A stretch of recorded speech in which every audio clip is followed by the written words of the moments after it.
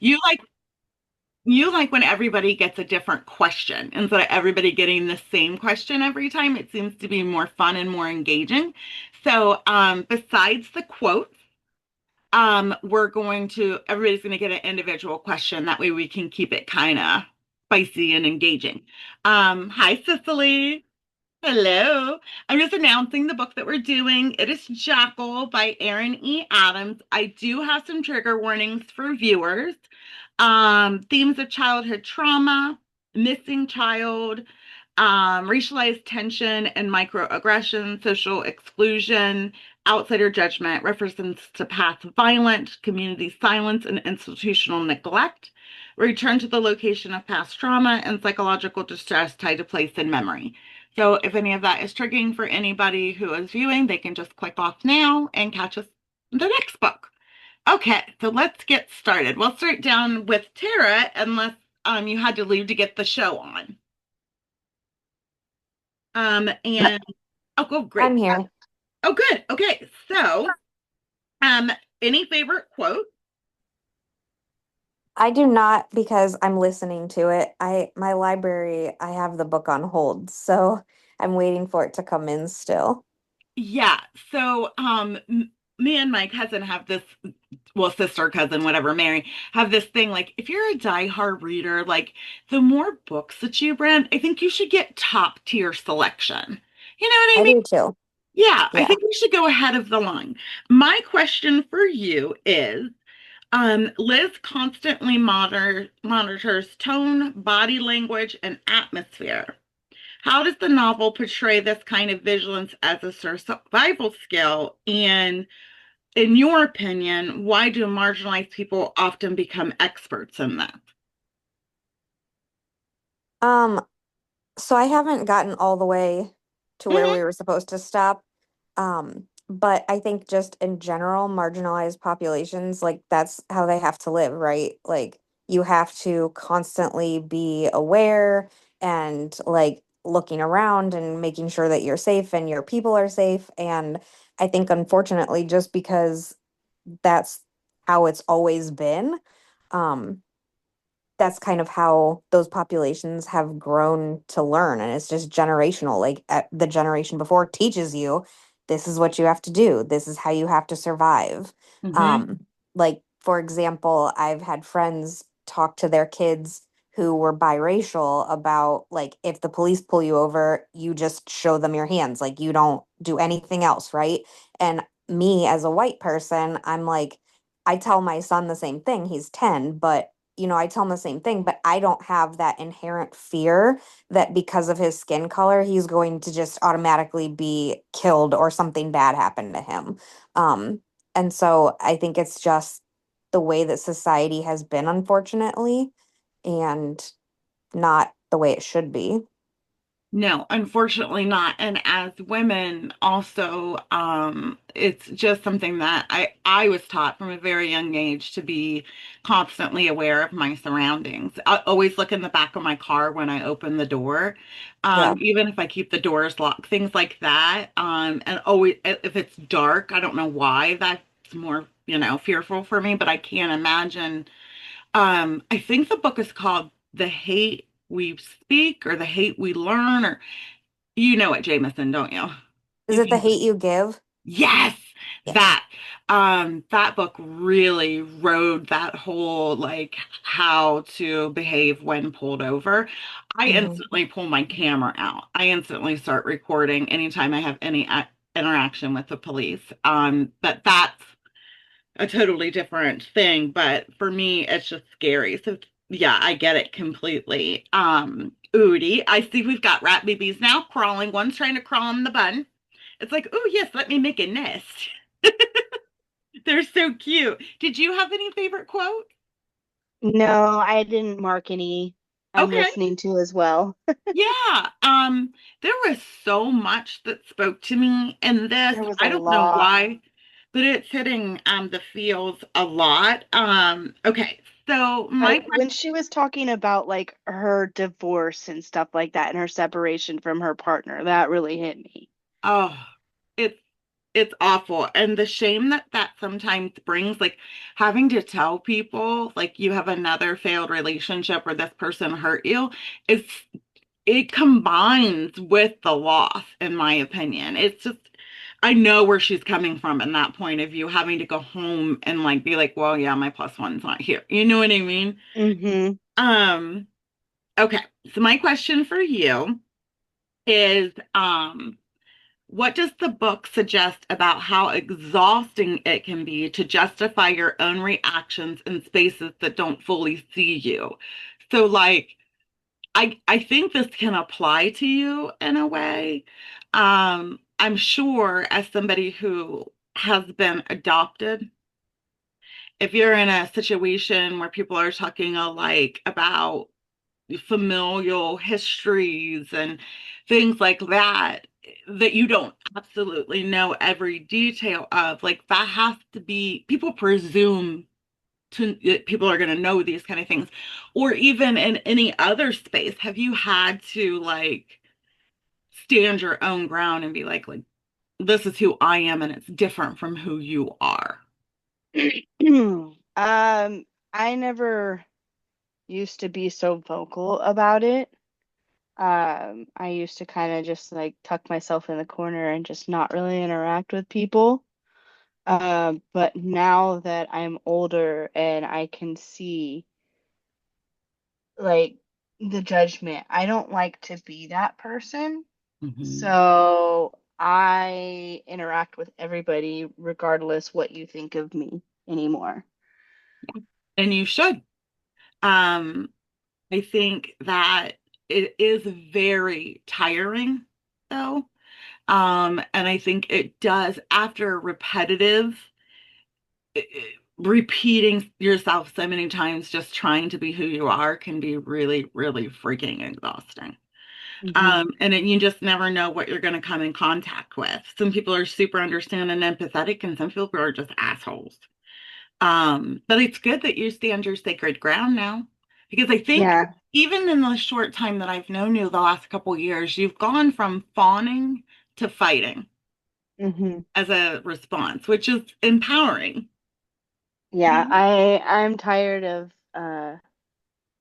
letting people walk all over me. You're not shrinking, No, and I love I'm that. done with it.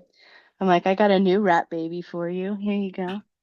We have Here a she is. new rat baby. Oh my This God. is Miss Bianca. I mean, you guys have seen her once before, but she's actually Oh, up. oh, now is Bianca the one with the different colored eyes or no? Yes. Yes. Yes, she has one I red, one remember my black. babies. Uh-huh. Oh, I love their fuzzy butts. That's my favorite part. They all have She's chunky butts. so lovey. She's Oh, so lovey. She so just lovely. wants to snuggle all the time. I thought of you a couple times because Liz talked about seeing something scurry across the floor a couple times, and I'm like, I want to freak out, but then I think if you're rat babies, then I'm like, no, these aren't scary creatures. These are my nieces and They, nephews. they just want food and Yeah, a warm place to put their rat butts. I know. I know. It's so weird when you expect them versus if they're like darting out in front of you. Mhm. Nikki, did you have any favorite quotes? No, I'm also listening to the audiobook. So I have a question for everyone. Does anybody know who's reading the audiobook? Does anybody know anything about the person? No. It's a very easy voice to follow along with. The inflections and the way that they speak. However, I don't get an attachment to the character, like for whatever reason. Like the narrator isn't attached to the character. But that's the only, but it's really easy to follow. So, do you like the audiobook? I do very much. It's I do very easy to too. listen to. I do too. I was just curious if it's because you guys do all kinds of research. You did your whole little Google of the town. I'm like, we are way too close to that forest. I don't like it. I don't want no part of it. My question for you is, do you think time away from a place changes you? The place itself or both? Because with Liz, her adult self clashes with the version of her that was there in Johnstown. Does I'm that happen for you? Yes, yes, it did. Moving Yeah. away from that small town into the city definitely changed me and changed me for the good. It opened up my eyes a lot, especially when it came to diversity in itself. Because little old Jersey Shore, we had one black family. That was it. Now moving here, it was a whole new world that I was not used to. Really? So I know I've always grown up in the inner city and went to inner city schools, but for me, going to a Catholic school and being in all like first through 12th, even college, going back for reunions is like daunting. Like, how did I ever like deal with these people? Like, I'm a completely different bird than I was when I was here, you know? Um, Hmm. I can't imagine what that must be for her. And not only does she go back to a strange place for her now, but she has trauma there too. That has to be before I move on, I just wanted to give a shout out to Shelly. I know you're here. I won't call upon you unless you want to speak, and just know that we're all sending all of our love and light and condolences to you. And I'm so sorry. So you're more than welcome just to chill and listen. But if you want, you can raise your hand or just unmute yourself and say, "Hey, I have something to say." So, but just sending you all of my compassion. I know what you're going through. My grandma was my best friend. So Marcy, did you have any favorite quotes? So I'm listening as well. So my first audiobook, I don't, I am having a hard time keeping myself awake. I guess I prefer to read actual words, but I'm trying to keep up and follow what's going on. And I've had to go back a few times after my nap. So, Um, I like her voice so much that I'm noticing she's putting me in a state of relaxation. I will also tell you there's a phenomenon when we're children, typically we're read to sleep at night. Somebody reads us a book to go to sleep. So when you switch from the actual hard book to Audible, sometimes it can make you a little drowsy. So it's not unusual for you to feel this way. I get like squirrel syndrome is what I call it. Like I'm so easily distracted by anything that if my focus is not solely on like reading the actual words, it's a struggle. It is. You'll find that Laura will uh, relate to that. Also has difficulty not having a hard book in her hands and hearing it. She's like, the eyes are still eyeing. You know? Yes, yes. If I had the hard copy, but I use the Dayton Metro Library and the Ohio Digital Library, and neither one of them have the hard copy, like the ebook, forever. Like the one, the license is expired, and the other one, it's like I'll just listen. I had the exact same problem, and I've never gone to Barnes and Noble and hear them say this is sold out. Like I prefer to shop at small bookstores, but nobody had it. So, but going there and being like it's sold out, it's like, what? You have everything. Right. It's a really popular book right now, and I can see why. So my question for you is, and if you don't feel like you have the answer for it, I can give you something else. But I wanted to know for you, like anticipation of an event. So like she's going home for a wedding, she's going to see her childhood best friend. It's a good thing in a way. Is that worse than it actually happening? So like the precursor to the event for So me. Yeah. I think that yes, I think because well, as someone who has like a lot of anxiety as it is, I build myself up and build myself up and build myself up with all of these what ifs and I have to see this person or that person and is this gonna trigger me? Is that gonna trigger me? And I'm trying to prepare for like every possible scenario all at once I that do for it me too. is way worse than anything that I've that's ever actually happened. Yes. Me too, Yeah. absolutely. And they say it's like we're trying to prepare for the point of impact, like something bad happening, but you never truly can. So I try to live my life a quarter mile at a time. Like, if it's not in this next 15 minutes, we are not going to think about it. But it is so hard when it's a big event like that. And I was tying it in with how does the author build tension through Liz's expectation of danger and like immediate threats, not even knowing what's going to happen. Like you can feel, like as she's on the train, even you can like feel the anxiety building in her, you know? Yeah. It's very palpable. But I've Yeah, it's been there. relatable. I think it's easy to like put yourself in this position if you've ever been in, I mean, any kind of, oh, lost my pause. Hold on.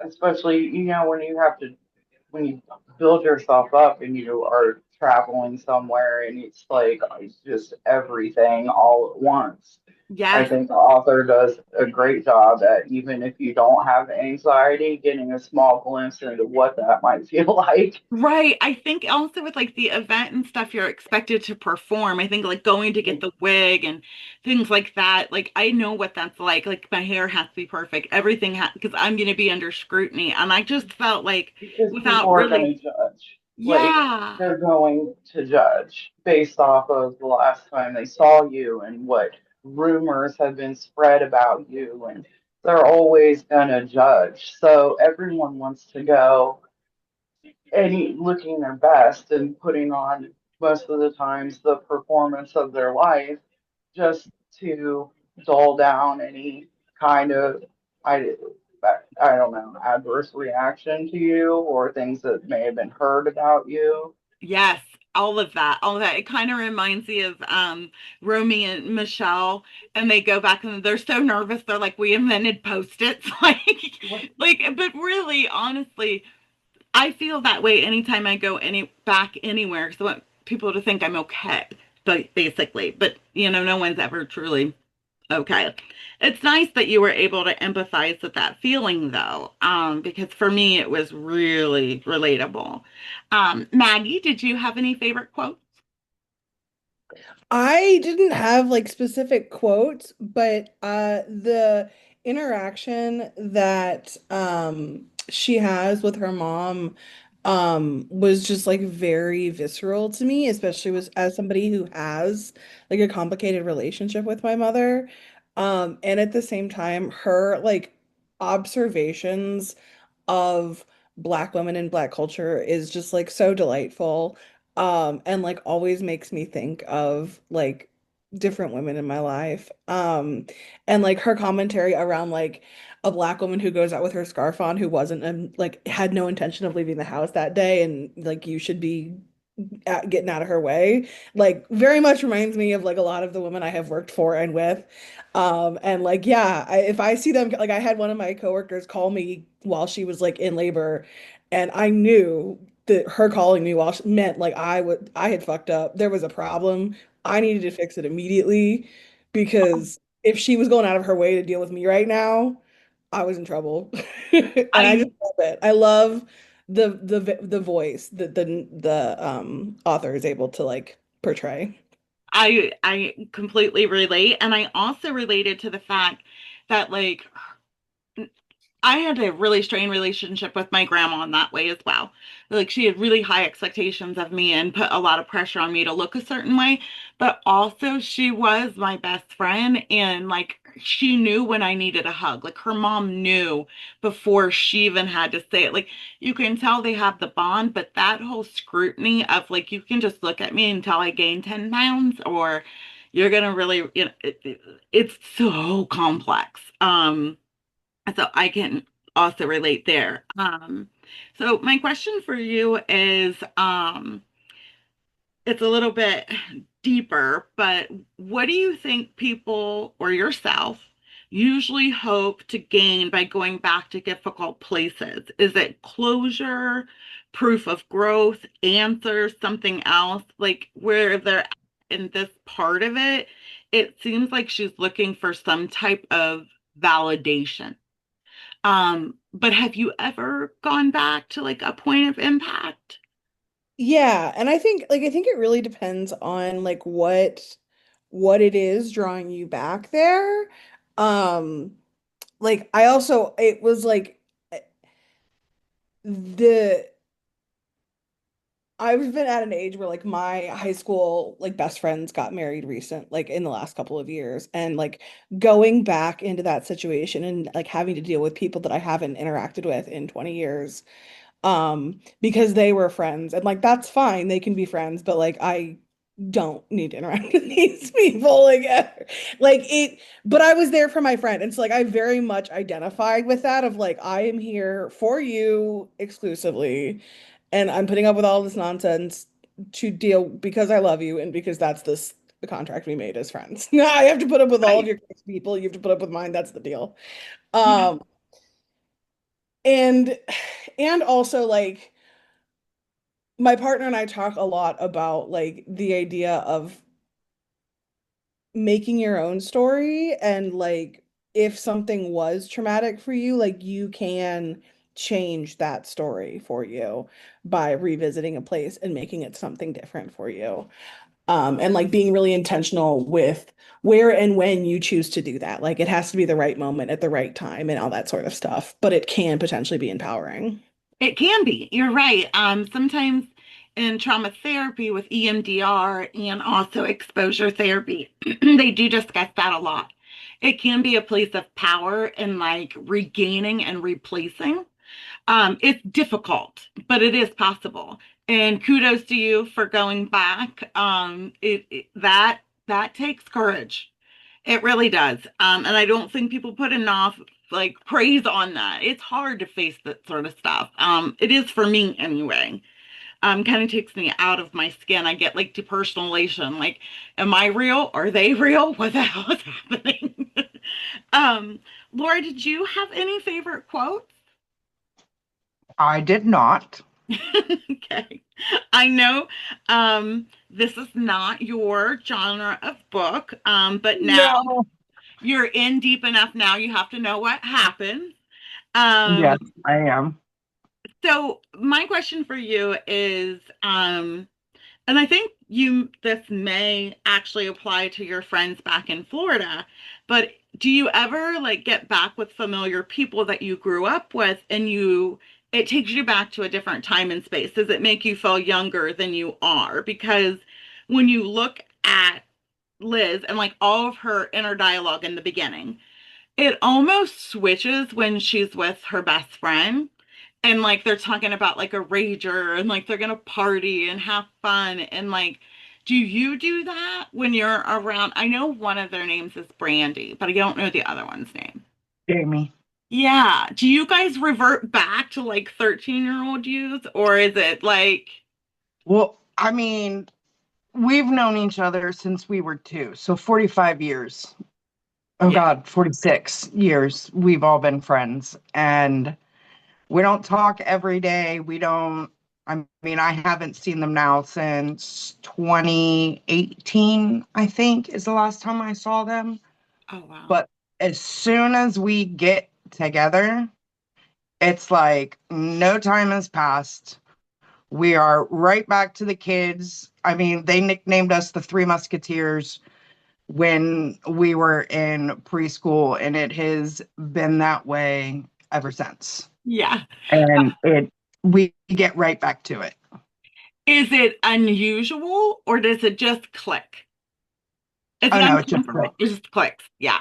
That's how I only have one friend like that, but I um, have a lot of friends like that. I have that, a very large friend group back home.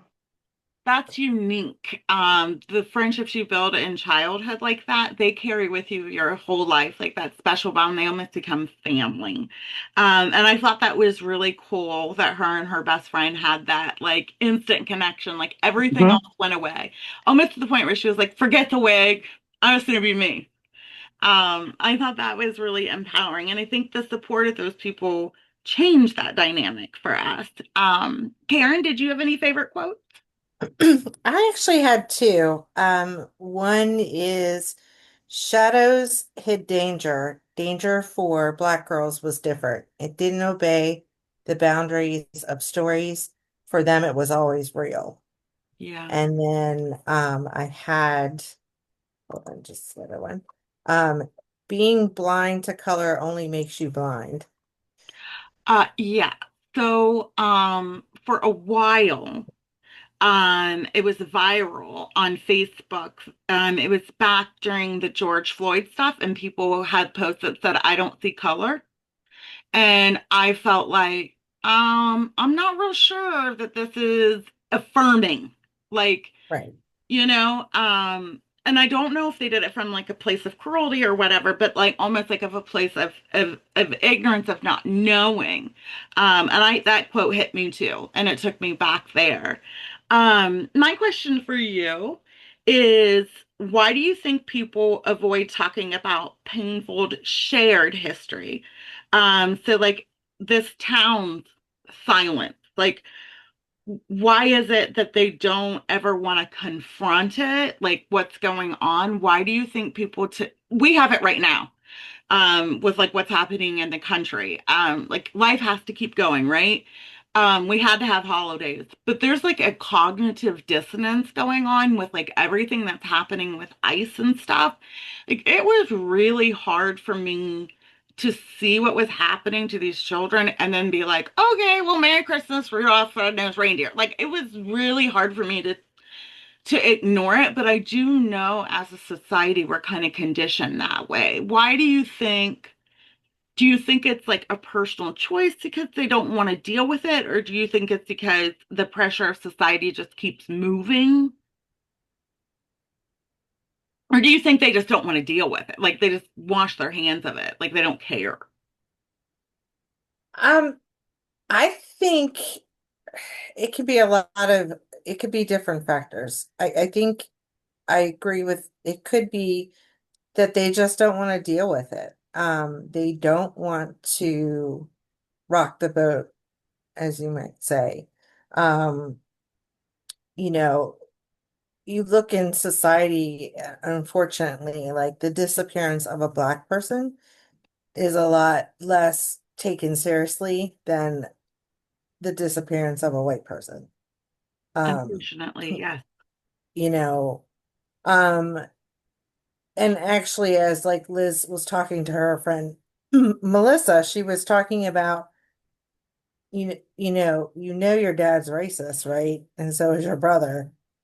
And she's like, um, no, he's just old fashioned. Well, it's 2017 in this book. Why is it old fashioned?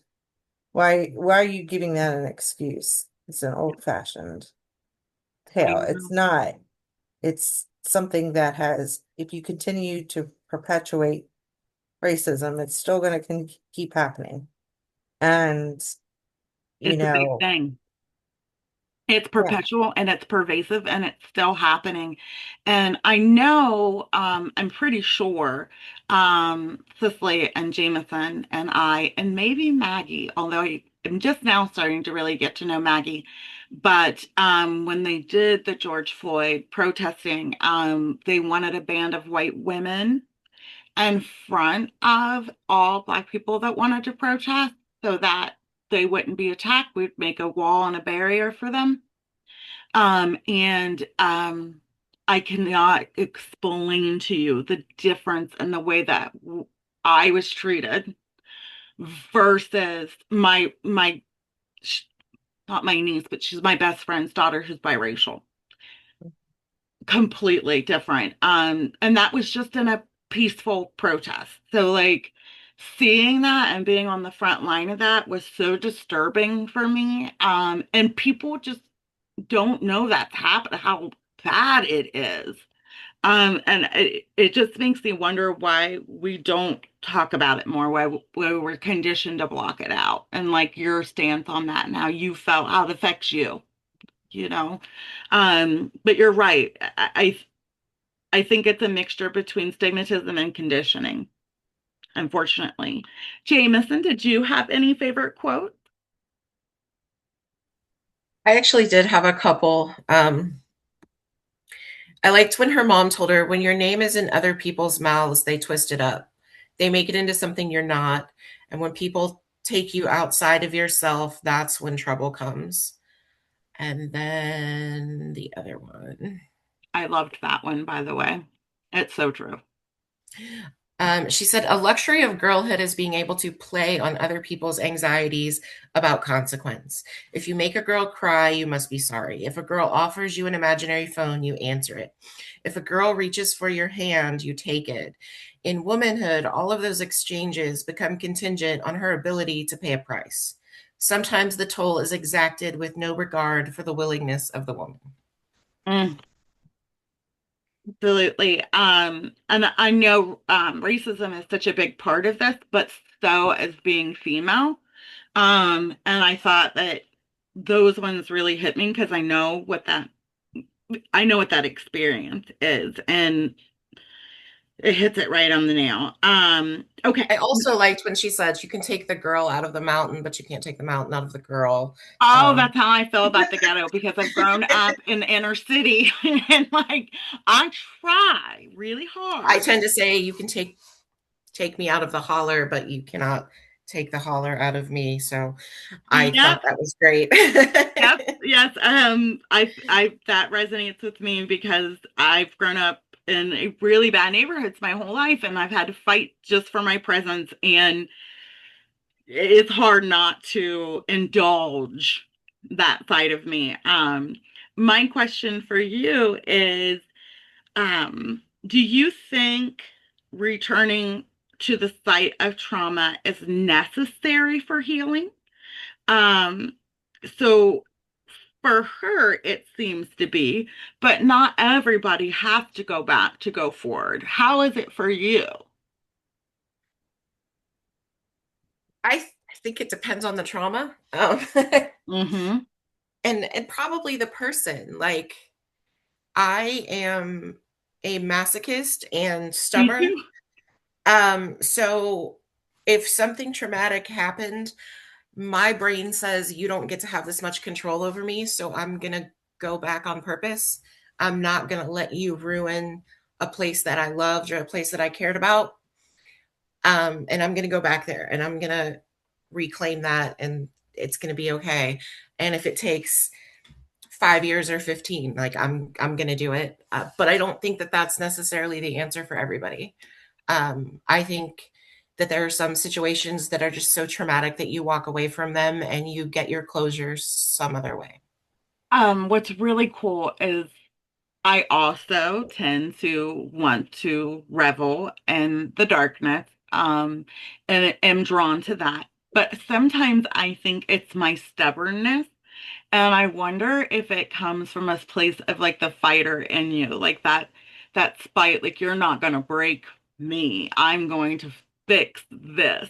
Um, I think I that's a little bit of it. I also think that I like being in control. I think it's a control issue. Like mm, you don't get to have enough control over me that you have ruined this place or this thing for me. mm. Um, I used to be a cutter, and that is what made me stop. Like that and my kids. But what made me stop was that is you letting other people have control over what you're doing to your body. And no one gets to have that much control over me. So I think it's like going back to places that are traumatic. I think it's the same thing. I think it's just me being in control. Like you don't get to tell me where I can go or where I'm going to be or how I'm going to feel about it. Wow, that is a new perspective for me as somebody who also um, battles that. So I may use that. Thank you for being vulnerable. Gwen, did you have any favorite quote? No, I also was listening and I was doing things while I was listening, so I didn't have any chance to write anything down.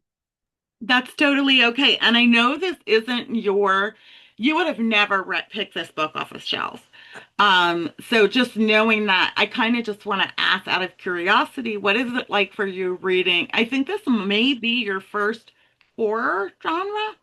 It is. I have really enjoyed it. I have found it engaging. I really like the voice of the narrator. I find her voice to be catches my attention, and not a lot does. I have a hard time usually with audiobooks. I have to re-listen and re-listen. I have not had to re-listen. So that I've also stayed busy with my hands doing crafts and stuff, so that kind of helps. And I've enjoyed the story. I've identified quite a bit with the story. So I think that also helped. That was going to be my next question. Is it but that's also a really good tip for Marcy and Laura when listening to. Now, also, let's caveat this with do not drive. Jameson can tell you if you're into a book, driving and GPSing is not a good plan. However, being crafting or knitting or doing something, even dishes, can be a nice place to, but some people just don't have that type of restraint. But so my question for you is for the next question. I guess turn the page. I'm sorry. I have so many. This book is just full of all kinds of tidbits. So you said it's relatable. Um, is it because you have trauma in a place like that? Because the question that I want to ask is, do you think people ever leave parts of themselves behind in places they escape? So, my theory is if I run, I'm taking it all with me wherever I run to. Do you think it's possible to leave that stuff behind? And then that's where you're like relating? So, okay. My I grew up in Akron, Ohio, and I had a lot of trauma there. I ran away for a lot of years, didn't go back for a lot of years. And I've been back multiple times since, and lived there multiple times for small periods of time. And each time it's healed apart. I think, I think I left it all there and ran. And then when I went back, I kind of just like slowly picked it up, and I was able to work through it and find healing in it. And this last time I was there, I was able to find a lot of healing in it. To the point where it's not as traumatic. It's still traumatic to go up there. That's more about the people, less about the space. I could go up there and interact with the space and be totally fine. And I used to not be able to. So the space is now safe for me. It's the people that are not. That's fascinating. Do you think, as Liz is navigating that, do you think she seems divided between who she was when she left and who she is now, and she's having difficulty merging them?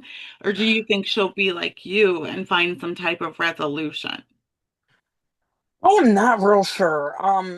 I think with the new trauma that she's facing, I think that it's gonna. I don't really see her finding resolution. I think that she's compounding her trauma, and that used to happen to me every time I would go visit.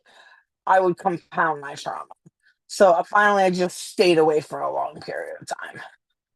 I'm gonna be real disappointed if she doesn't come out as some kind of heroine or like boss move or something happen here. If this destroys her more, I'm gonna be sad. Cicely, did you have any favorite quote? Sorry, I'm sitting here eating Christmas candy. Mm. Um, I didn't highlight any. Hmm. Okay. But I really like this book. I always like have difficulty with like things happen to kids in books. I'm like, but I am enjoying it. I And I was like the writing. I think she's a really good writer. I 1000% agree. The flow. And Hmm. the metaphors or the way that she words things like has hidden meaning underneath it, and it's very Hmm. engaging. But also I was scared a little bit. I go into mama bear crazy mode when children are harmed, and I was afraid it was really gonna hit the fields. So far that hasn't happened, but I don't know. So my question for you is, when you walk into a new place, like you don't know anybody there, you've never been there before, do you feel more noticed or invisible? So, like, do you feel like all eyes are on you, or do you feel like nobody notices you at all, or is it somewhere in between? This might sound kind of crazy. I don't care. And so because That does not sound because I crazy. That don't sounds because I amazing. don't care, I don't think about it. Like if I do something truly stupid, like if I trip over my own foot and almost fall down, I will absolutely point it out to the person, whoever the hell they are, standing next to me, because that shit is funny. But I don't You're care. zero Like fucks. I'm You just, no. you don't, I'm that probably doesn't, I'm probably having a little panic thing because I am like so much of the time having like, just a little panic attack for funsies. But that's a me problem. hmm hmm And I don't care what anybody else has I to think say. I aspire to be like, Uh, um, I really People would. don't it's not people's favorite quality because people want you to care what they think. People want you to be invested in whether or not they noticed you and how they responded to you. And so if you're having like a little weirdness with somebody and you're just like, that's a you problem, homie. Best of luck. They don't love that. So it's kind of a mixed bag of fur quality. I Like I had don't an know. interaction with someone like that not that long ago where they were all emotional and I was like, I wish you healing, dude. Best of luck. I, Butt this hurt. is going to Oceans of butt sound hurt. probably just as crazy, but I tend to attract to people like that only because I feel it like they are unabashedly honest. And that's like the most important quality Also for a me. real mixed bag quality. But I like it. I would prefer that than somebody caring so much that they're going to fawn or fake. So I'm But more I care drawn. I care a lot how I feel about me. Hmm. How do I feel in this space? Yeah, versus what is Um, everybody else feeling towards me? mhm. I I mean, I think that's a good place for everyone to be. I see Tara, I feel like everyone is staring at me and I want to be invisible. I go through that too, Tara. I'm only 5 foot. I've been 400 pounds. I'm 200 pounds now. So like people constantly are noticing either I've gained weight or I've lost weight. And I'm just like, oh my God, can I please just phase into the wall? I feel that I aspire to be like Cicely. I don't want to give any fucks. sometimes sometimes people notice me because I'm being weird. Mm. Like I for November I have this inflatable turkey hat that's just like this huge. That's my favorite I'm hat of yours. I wear it to all my outreach events. You know what? Every It makes time me you easy to post it. find. Yeah, I love the I hat. I wore it to my team holiday lunch, and so the physicians that don't normally they've never seen it. We're all like, "What the fuck?" I It's love like, that. "Oh, this is my Real no. outreach hat." Yeah, Um, but you know what? I think for what I do, it makes if I'm weird, I'm less intimidating, and therefore it's easier for people to talk to me about difficult things. So it's like, oh, here's this nutter. it's relatable, is what it is. And it is fearless. So when you can see somebody be themselves, there's, for me, there's something really beautiful about it. Although I know I am in a minority in this because I have raved about how I aspire to be like you. Like, want to be in that place. And people have said that has good and negative connotations to it. But for me, Yeah. it's brave. And I want to be over there with you on whatever weird side that is. So to tie it into the book, she clearly feels like she's under a microscope. And so do you think that she is constantly using her did Cicely just appear? Oh, there, you just moved down. Do you think that she's constantly adapting and like using all of her energy just to try to fit in? Are you getting that vibe? And that's why she's so uncomfortable? Are you asking me still? I my thing went out for a second. Oh, that's okay. So to tie that question into the book, she constantly feels like she's under a microscope, like she's always being watched and monitored. And so you see her try to adapt all the time to fit these different molds with these different people. Do you think that she is doing that to like fit in or to be safe? Like, I think it's a protective mechanism. mhm, And a lot of marginalized people do that. You know, we do that code switching where you you present a version of yourself that's going to be more easily digestible for whoever you're around. You present a version of yourself that is going to make you safer. Um, yeah, you're and right. all of us do it to different levels. It can be as simple as like, excuse me, changing the tone of your voice when you're on the phone with the doctor's office, or Yeah, it can be I completely changed my outfit, I toned down my makeup, I softened myself, I softened my edges. I can do that. I'm not great at it anymore. yeah, yeah, I get I that. I used to get be a that lot better at it. But I think this is a survival mechanism, for her. especially for Black women in this country, Hmm. um, because they're in danger Yeah, most of the time. And yeah, especially in like the town as described, that is like she's has to do that for her own safety. It totally makes sense. It totally tracks. It yeah. sucks, but um yeah. And Unfortunately, I like her. I think she seems smart and capable, and me too. I like her. I do too. I do too. I, I I'm hope it's a not monster off-putted. and not. Yeah, I am not off-putted by her wanting to fit in. So I was wondering, because usually that bothers me. So I wanted your point of view on it. And when it comes to my safety being protected, like I won't wear the same thing to a lesbian bar that I'll wear to a straight bar. Um, I know I'm Mhm, going to be more in a more I feel that I'm going to be in more danger. So I kind of get it. Marcy's coming back. mhm. But it's interesting to hear your point of view on it. Brenna, did you have any favorite quote? I didn't have a favorite quote, but like a lot of people, there was a lot I could relate to. I think that I don't really know like what I expect when we start these books. I just like don't do any research about it ahead of time.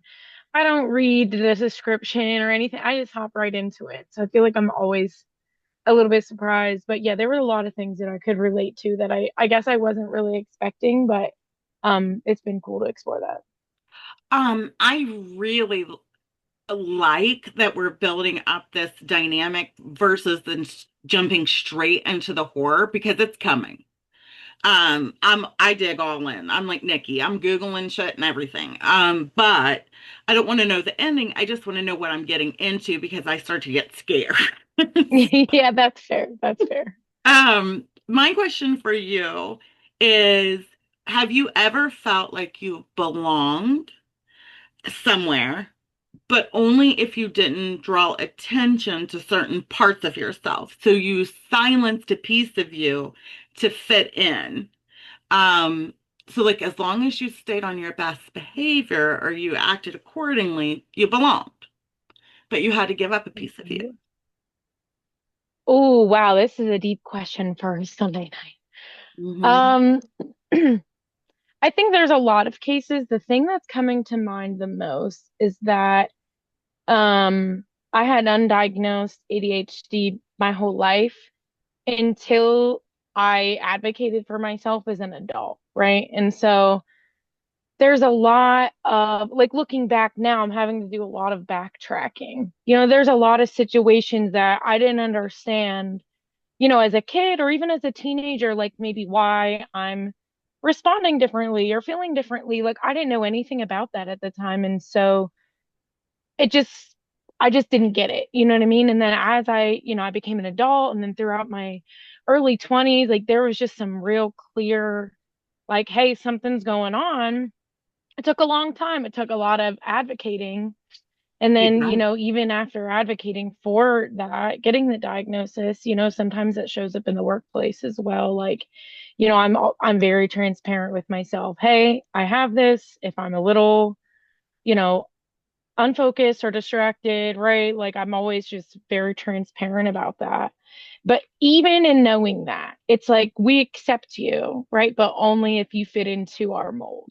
Like Yes. that's great. Like we like you for who you are, quote unquote, but Yeah. only if you fit into the mold. And so I was at this job for a long time that was draining the literal life out of me because again, at the time I had just been diagnosed, so a lot of this was new, but I just wasn't appreciated or respected. And I don't work there anymore, thank God. And I'm a lot happier where I'm at now. But, it's like that constant pressure of trying to be somebody else is exhausting and really damaged my mental health during that time. Especially for somebody who has that particular disorder. I have a really good friend that was diagnosed very late, and this is a fun, like very common for women, Mm-hmm. especially around our age range, that they get late in Mm-hmm. life diagnosed with it. The problem with it, great, you've got your diagnosis, now you know how to navigate it. But there was a stigmatism as a child to her, and I don't know for you, but she was always too much. She, Yeah. and so she felt shame and didn't understand why she couldn't assimilate. It was like almost Mm-hmm. physically, and it's visible. Um, Mm-hmm. and so there was like this huge relief in finding out that that was the issue. However, she still carries that like sense of Mm-hmm. they wanted me not to be who I was, and I Mm-hmm. couldn't fight it. There's a lot of women who have gone through that recently that I know of. Out of curiosity, did you seek any type of treatment to make it easier for you? I did now. Yeah, it was just a long process of trying to figure out what's going on. Is there something wrong? Okay, this is what it is. Now, how do I treat that? So I am medicated now, and that helps. And I was in therapy for a little bit and things like that. I need to get back into some stuff, but I mean, it definitely has helped. But it did shift my perspective of like something is wrong with me. Like, why can't I do X, Y, and Z like everybody else? Like, I just don't get it. I'm trying, I'm putting forth all this effort, But it's and it not. looks different. Yeah, Yeah, it's and so I can't meet those expectations. it is interesting. My sister Mary, she got diagnosed when she was 7, and she got put on conservator when she was 7. Hearing your story, or even Laura's story of what you have had to endure trying to, behave like everyone else when your brain works completely differently and your body even. I Hmm. can't even imagine the struggle that that has to put on somebody, and like kind of like a shame that's affiliated with it. And they say sometimes it ends in depression because the person can't figure out why. So thank you Hmm. for being vulnerable. It ties in with the book because if she does all these things, if she stays the way her mom wants, if she's super successful, if she like appears with her little wig and makeup and stuff and like looks as normal as possible, then she gets that stamp of belonging, but it's not who she is. And that's just, I think, well, all of us have something, you know? Hmm. really, really relatable. I appreciate your vulnerability because I know Of so many course. women are going through that at this age, and it's hard. It's way harder because, Validating. as a kid, you don't have, as a kid, you have a parent, a grandparent, somebody that's like, hey, we see these things, this is what's going on, and they can advocate. But then you become an adult, you don't have teachers anymore. Your bosses usually don't give a shit. Your parents missed it all them years. You're like, hey, something's wrong. Like, something's weird. I don't know what it is, but it is a lot of self. It is. It really is. And my heart goes out to people like that because I don't know, it's something about being obese your whole life and then losing weight. You see how different you're treated, you know? Mhm. Um, although I knew the problem. So it's completely different, but I can imagine what that must be like for somebody who can't, because it's a physical representation. Mhm. And I find that I'm just happy that you found out. I had two favorite quotes, or actually I had three. Um, but I think Jameson may have shared one of them. So just go with the other two. Of course, she's always in my head. But um, doubt can open a door in you for anything to walk through was one of them. And I think most of the bad things that have happened to me in my life come from me not knowing that I'm capable of sustaining them. And then my other one was that really hit me is over time, I've learned to suspect men who are kind without any reason. No one operates from the goodness of their heart. So, like for me, unfortunately, I think somebody's going to be a great person and they're not. I've yet to find a male being who's not trying to be kind to me, not to sexualize me yet in my whole life, all the way from birth, even with my dad. So that hit really hard. I wanted to dig into a few of your feelings about that. I wanted to get personal, but now I just want to get into some general questions about the book, and we'll start back with Brenna. Um, so when you know the child goes missing, were you expecting a different reaction like from everybody? Because I was. Um, I feel like it was very placated, like minimized. So what did you expect or what reaction were you perceiving to happen or did you think it would be like that? To be honest with you, I haven't made it that far. And that's Oh, my own okay, same, fault. same. It's okay. No, I knew that I was joining this knowing that I hadn't gotten to the point we were at. It was just a busy week with holiday stuff. So Oh I don't yeah. know that I can answer that question. I'm so sorry. Oh no, no, no, no, no, no. I have one for you. Um, that is easy. At this point in the book, do you lean towards more of the horror part of it being supernatural or human? Ooh. Oh, I don't even know that I've thought about that. I'm not sure yet. I guess I was thinking more human, but Hmm.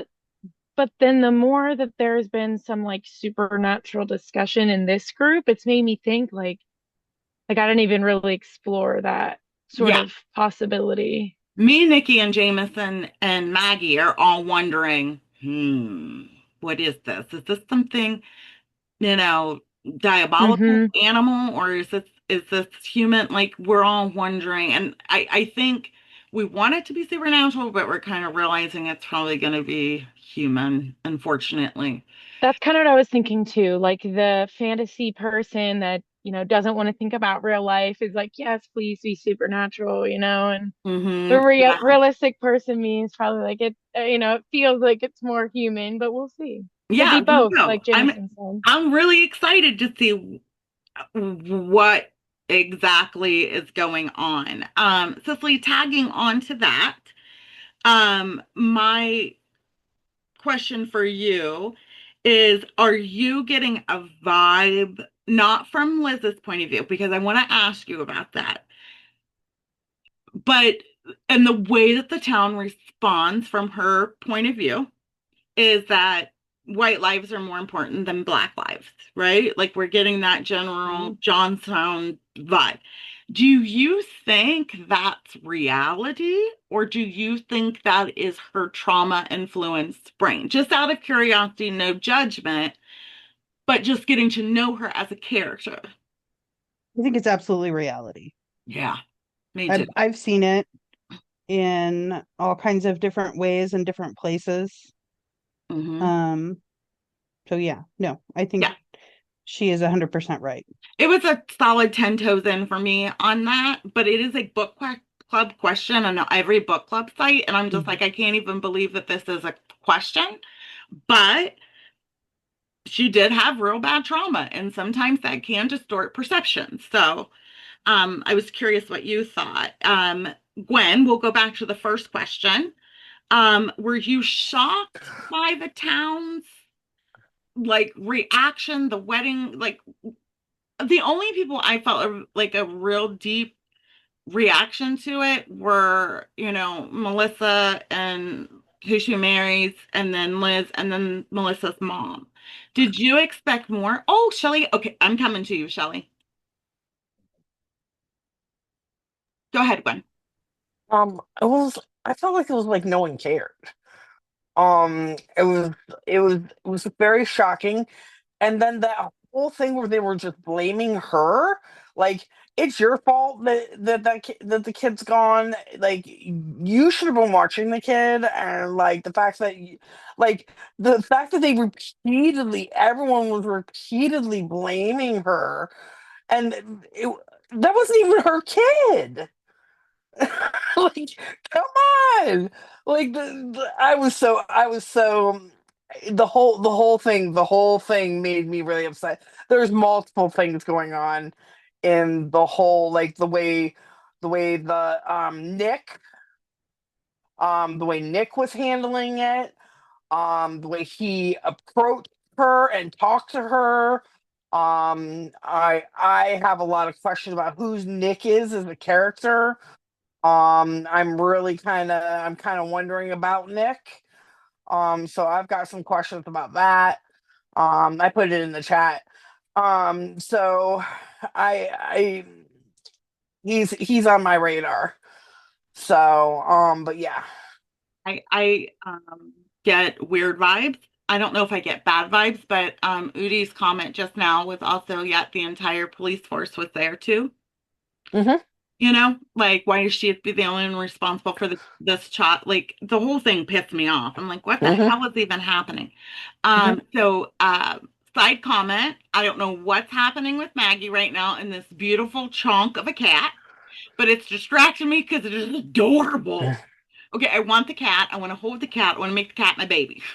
This is Miko. This is my Look son. at you. Is it she or what's the name? I have to know. His name is Miko. Um, he's a boy. Um, Oh, he's named after the raccoon in Pocahontas. oh my God. Okay, I'm obsessed with that. I okay. thought that was a great idea, and little did I know that that would mean that I actually brought home a raccoon. He is Uh, a delight. Oh, go ahead. He is adorable. He is absolutely evil adorable. incarnate. And Jameson can attest that I tell everybody that comes over that he is in fact evil incarnate. Nobody believes me. They're distracted by how cute and cuddly he is. But when everyone leaves, This evil. is what happens. Okay, I'm in love. Shelley, let me hear some feelings from you. Anything you want to share? I Okay. would love to hear. So so prior to Liz watching this child, who was watching the child? Who was in charge of this child to begin with? Because Liz was Grandma. just over here talking. How could she be in charge of her? Because she's getting married and she's the whole purpose of the event. Mm-hmm. It was grandma. Grandma Oh, that's punted her right. off onto Liz. How Mm-hmm. That old dare turd. grandma? How dare grandma walk up to her and say, "That's the least you could do." Ma'am, bless your heart, excuse me. Yeah, yeah, yeah. I felt a little pissed off about that too. Like, at least feel equally responsible as me. Like, we both were like tag teaming on this kid that's not our, like, we were doing Well, this, I felt just so irked by well, the the dad did the same thing. He was oh like, yeah. "Well, you took your eyes off of her for a second while you were talking to me, sir." like the constant blame. But we are getting it from her POV. And I'm just Mhm. wondering if that is going to be something that comes up. Oh, for But sure. yeah, oh, definitely big mad, big mad about that. Thank you for bringing that up because I was angry too. Jameson, um, so we talked about the definition of jackal. And do you think that title was purposely picked for the connotation to the definition? Or do you think that's the animal in the woods? I think it was intentional. Mm. I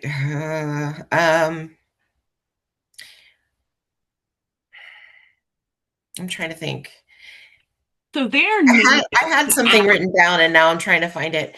So the definition that I was stuck on is it says it's a person who performs dishonest or base deeds as the follower or accomplice of another, which is Mhm. why I really think I'm torn between, like, Liz keeps saying, I can't remember. She said something that made me think, but I am torn between, is it two people doing this Oh or yeah. is it a person? That's why when everybody's like, is it supernatural or is it human? I think it's both. I think there's supernatural things happening with the hearts. I think they're trying to do something with these hearts, power for the heart. I think some type, and I do think it's more than one person. I've gotten that vibe. See, I think the heart thing is the human part of it. And Mm. that might be because I grew up with hunters who insisted that when I killed a deer, I had to eat it. And I said, I am going to field dress this deer and never kill another living thing in my life. Thank you for Yeah. asking. Um, I think the eating of the missing heart is that probably someone is eating it for some weird, Ritual.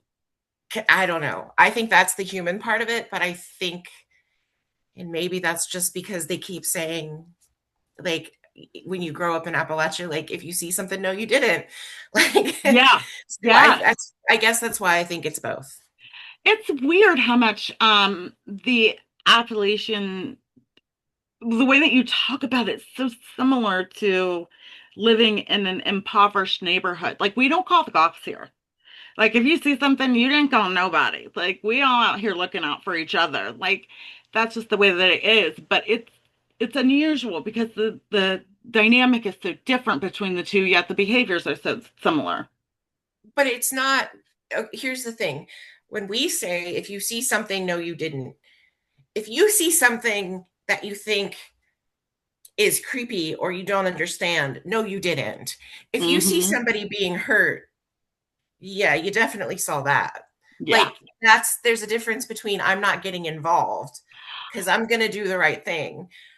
And we close our blinds at night and we don't look outside because if you see something, no, you didn't. Yeah. You I just get it. close the blinds and you mind your business. Yeah. You come from Mothman country, right? I do, yes. Yeah. I can definitely, yeah. I'm following. Karen, are you available? You may have had to step away. Shelley, did you? Oh, there she is. Hello, beautiful. Hi, sorry about that. I No thought I saw worries. my video on. No worries at all. So for you and this part of the book, do you feel like female Black representation is accurate so far? What you know of it, your knowledge base of it. Mhm. Yes, I would feel like this is representation. I can understand where they're feeling the fear, especially since it's Black girls that are being targeted. Mhm. So I believe her fears are all valid.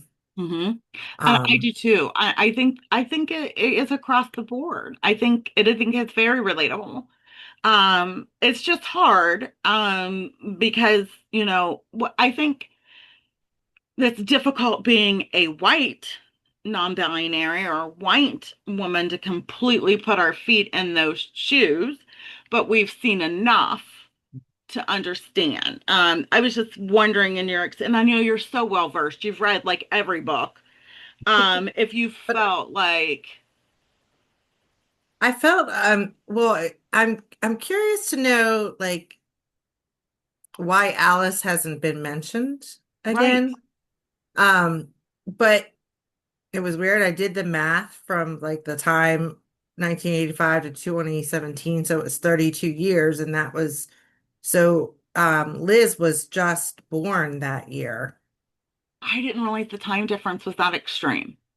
Yeah, so and I really did like the fact that I'm not sure if anybody else caught it, but that um Alice's mom named her after Alice Walker from Mm-hmm. The Color of Purple, Yeah. um, the author of The Color of Purple. So you know, I think that's significant too because of the story of the slaves in The Color of Purple and Yes. Phenomenal book. I saw the movie before I saw the book. Book hit me in the feels, so shout out to that if no one's read it.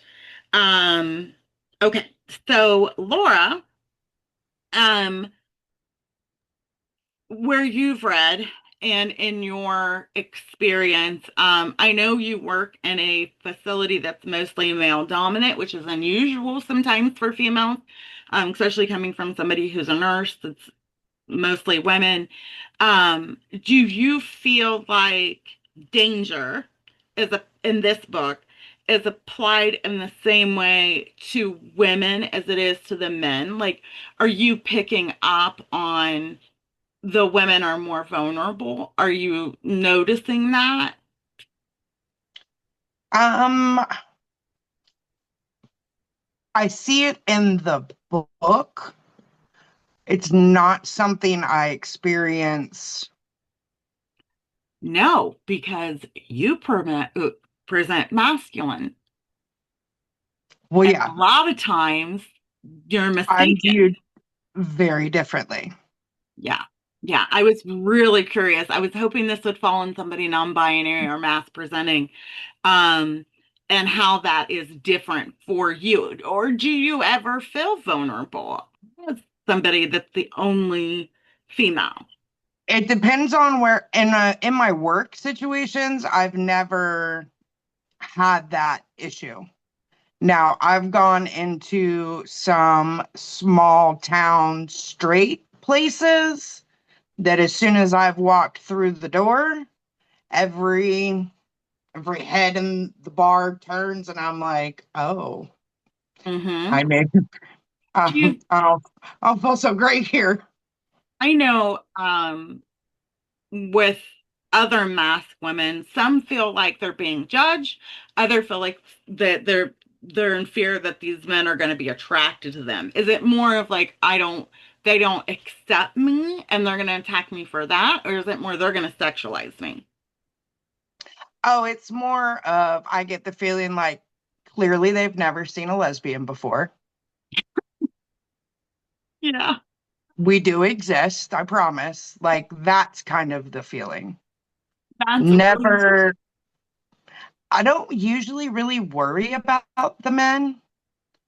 I've never, they don't really, and it's probably because I've worked in male dominated jobs for 20 years now. mhm. So I'm used to being around them all the time or being the only female. Exposure. You've had a lot of Right. exposure.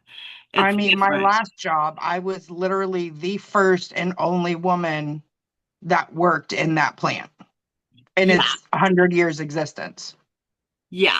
I was wondering what that feels like to you, and then reading it in the book, is that palatable to you? Like when you think about it, is it like do you when you think of women in your mind, do you think of like the spectrum from mass to feminine, or do you think when a woman's in danger, they're usually more feminine presenting?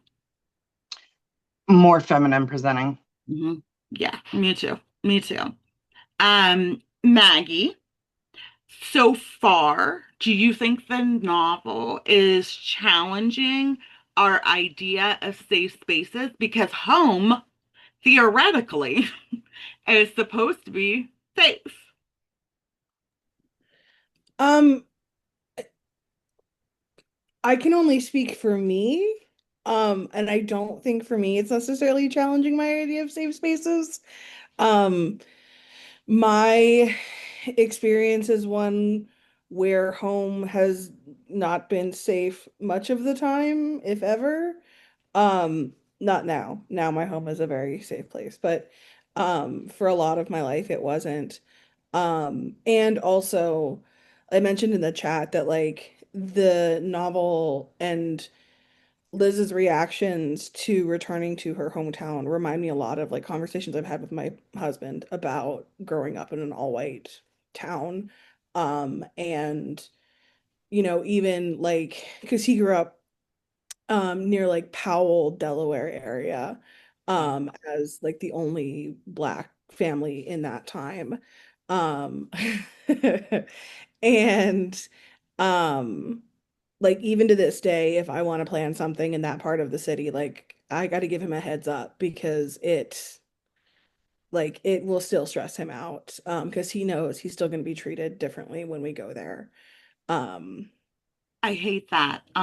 Do you ever feel, and on the flip side of that, just out of curiosity, I've been in biracial relationships multiple times. Do you ever feel judgment or fear in communities that are more black centered or um or any other than white, basically? so I particularly like individually don't really have that experience. Largely because I like as as Jameson can tell folks, like when we had our wedding this past year, like it was not like my white family and his black family coming together. It was very much like the most interracial, gayest wedding you could have. I A, love this, a by the man way. and a woman marrying each other. And it like I've always had really interracial friendships and always had a Me very too. like mixed race social interactions. And I like am a full-time activist, and so that's also like a big part of what I do. Um, and also like my partner's family is one that like has had a lot of mixed race relationships in their family. Like it's not the first Very time. good. Like that, at least going into it wasn't this completely off the wall, unusual um thing for people. I personally have been my biracial niece, my best friend who is white, and her dad was mixed. And when I brought them home for Christmas, my grandparents did not like it. And it was basically, well, they stay and you get used to it, or we're all leaving because that's not okay. Um, I just wanted to know from your personal experience what that's like for you. Marcy, if it's okay, I wanted to ask Udi's question, which I really loved. And it is Udi says, I don't have kids of my own, but I feel like Mel's feelings about the cops not searching hard enough is valid. There's like a really visceral argument between her and the police, and she's like, "You need to get to the FBI. Why are helicopters, trenches in the woods? Like, what the hell is happening? What are you doing? And why are you keeping me from not finding her?" Do you think they're, because the first 48 hours are so important, she asked, do you think they're withholding these because Caroline is black, or is it because something else entirely? Like, do you think maybe the police are covering up for something that they're involved with in the woods? I feel like the police are covering something up. The whole like not going to where the cloth, like the piece of her fabric of her dress or whatever was found. Like, why would you not look there first? Because that's where I would go first. Yeah. It's right where you found that, and then keep going that way. Yeah, me too. I thought, oh, they know something and they're trying to shield that. But that's what I when I read Udi's question, I was wondering if that's where she was going with it, but I was curious what somebody else's thought was. Nikki, so I know um you've moved, right? And you came from somewhere where memories exist that are horrible.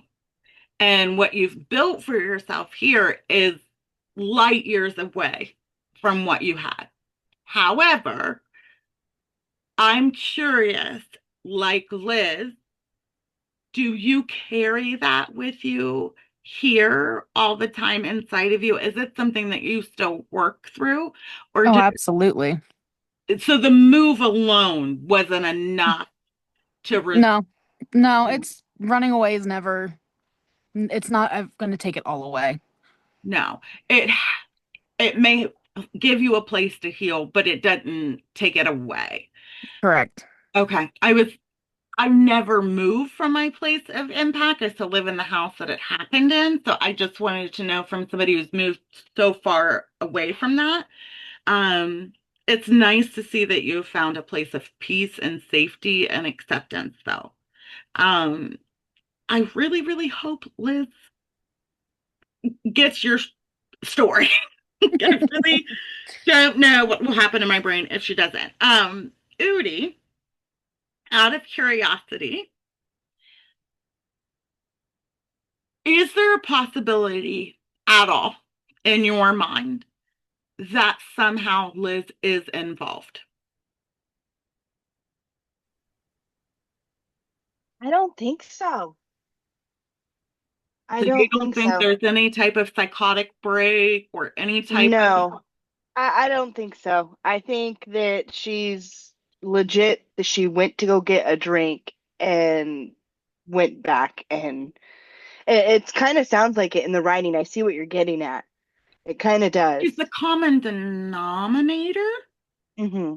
I don't want, I'm pulling for that not to be there, but I can't at least leave a little nuance for it. And I just wanted to hear if anybody else, if that's on their radar at all, because that would I, be I'm real I'm true really Homer. stuck. Yeah, I'm really stuck on the "you're not Liz" part.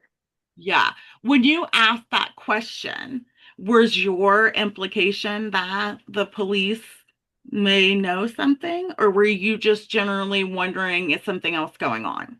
I'm wondering if maybe the police are involved Yeah. because they were all there.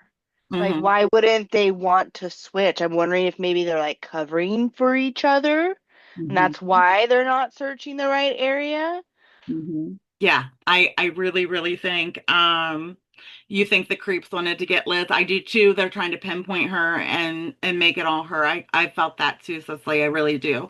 I just have to give a little bit of, I don't know, space, because that quote I chose, most people aren't genuinely kind. Most people are wolves in sheep's I clothing. know. I know. Every time I pick supernatural, it turns out to be human. And I really want this to be supernatural, but Yeah, yeah. I have a feeling that it's not. Hmm. Yeah, I get that completely. And my final question for Tara, because you all know that I love that she's a therapist and I want to pick her therapist brain. I can't help myself, just like Emily's a writer. Um, so for you, in your opinion and your criteria, what would you diagnose Liz with? Like, I think there's PTSD here, but do you think there's a hint of paranoia? Like the scurrying, um, I'm just wondering, is it possible that she's having untouched with reality? I didn't get that at all. No, I got more of the trauma piece. Okay. So you think this is like trauma, PTSD, and then Yeah. coming from a really bad upbringing and going home and that being the trigger. Yeah. Mm, okay. Well, that's fair enough. That is, I really hope you're right. I really hope you guys are right. I have a really icky feeling and I don't know why, but I really hope you guys are on point. Only because the jackal also is an imitator and known to be something it's not. She seems like the good person, and I don't know. We'll see.